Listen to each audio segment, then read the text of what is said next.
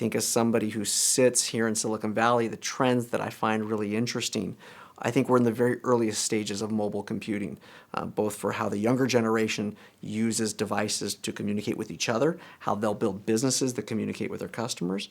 I also think what we're learning about the human body is nothing short of spectacular.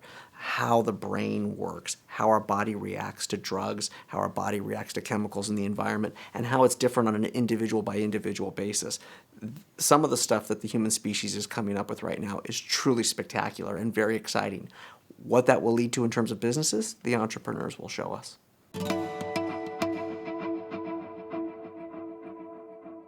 I'm super excited about what I think are going to be a whole host of next computing platforms. It's the smart house, it's the smart building, it's the smart body.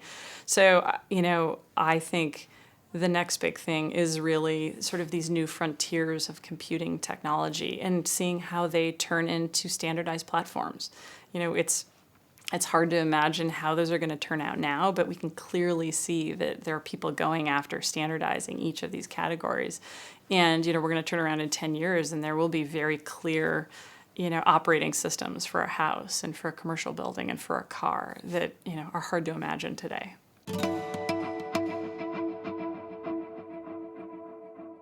I believe one of the next big things that we're going to see is machine-assisted services or products. There's been a lot of talk about artificial intelligence, the benefits as well as the potential dangers of fully automated robots that could make their own decisions.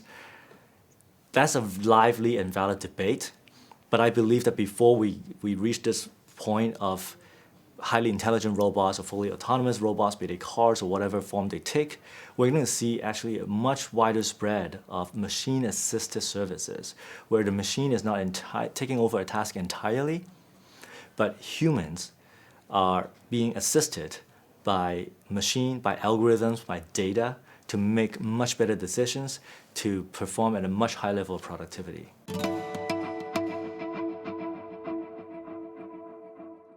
I'm a busy mom, and so for me, I would say the next big thing is anything that saves time.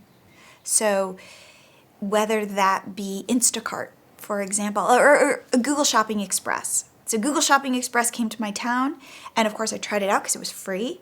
And I remember thinking at some point, this is not going to be free, and they're going to charge me for this service.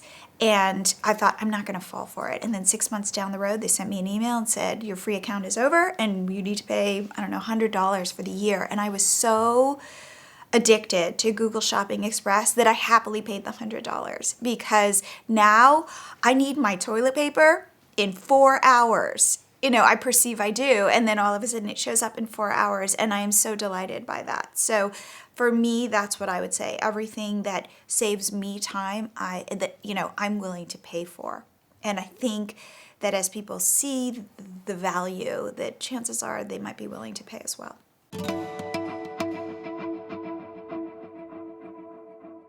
What we're seeing now, the automobile is now being opened up as like a workplace. So there's been a lot of very large companies being built to go after the home market, to go after the workplace market.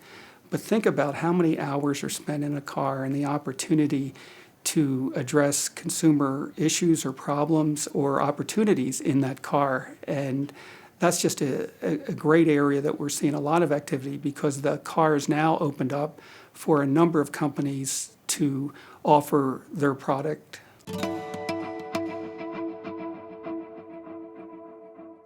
The best ideas in terms of changing the world are ones that people don't actually know they want until after they see them, after they see the idea. A simple example is Uber. Who would decide to go build another taxi service? I mean, it just doesn't sound like a smart idea to do. Yet they came up with a completely new model. It's not a tech company, it's a technology-enabled company. But they came up with a completely new model and a way to disrupt an industry that until you saw it, you didn't really think about it. And that's a great idea. So we don't know where the next great idea. I will say this. We live in here in Silicon Valley, I think of it as the Florence of the 21st century, the font of all innovation and change of the world.